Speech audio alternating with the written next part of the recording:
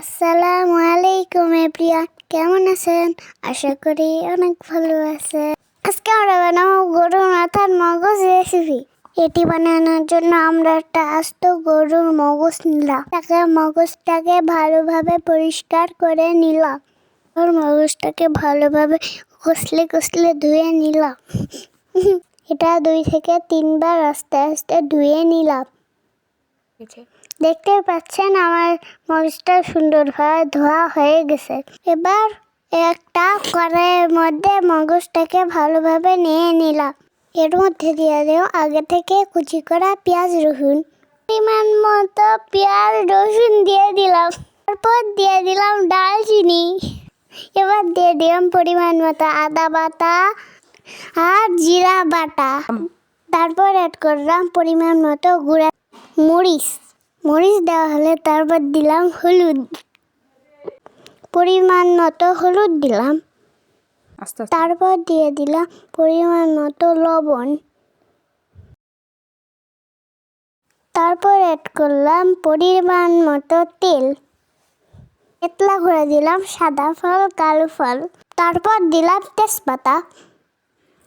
সব মশলা দেওয়া হয়ে গেল, আমরা ভালো মতো পেঁকতে নিব। তারপর সব মশলা দেওয়া হয়ে গেল, মাখাই নিলাম ভালোভাবে মগজের সাথে মশলাগুলো মিশিয়ে। দেখুন সব মশলা কত সুন্দর পেঁয়াজের সাথে মিশে গেছে। তারপর অল্প অল্প অল্প পানি দিয়ে মাখাই নিলাম। দেখুন আমাদের সুন্দর মতো মাখা হয়ে গেছে। দেখুন আমরা পরিমাণ মতো পানিও দিয়ে নিলাম। তারপর এবার আমরা যাব রান্না করতে। তার জন্য চুলা ধরে নিলাম। আমরা আজকে মাটির চুলায় রান্না করব। রান্নার জন্য আমরা চুলাটা ভালোভাবে ধরে নিলাম। তারপর উঠাই দিলাম। যখন তরকারিটা বলক উঠবে তখন আমরা আস্তে আস্তে নাড়িয়ে নিব। এখন আমরা আস্তে আস্তে নাড়ব। একটু পর পর আমরা নাড়ে নিব, কারণ নিচে না পড়ে যায় তাই। দেখুন এটা প্রায় হয়ে এসেছে। এখন আমরা অনবরত নাড়তে থাকবো।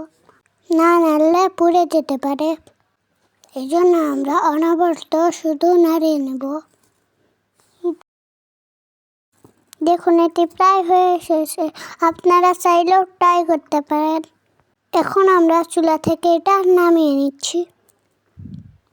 দেখুন কত সুন্দর হয়েছে। এবার আমরা এটিকে সুন্দর করে পরিবেশন করে নিব। ভিডিওটি ভালো লাগলে সাবস্ক্রাইব করবেন, লাইক করতে ভুলবেন না।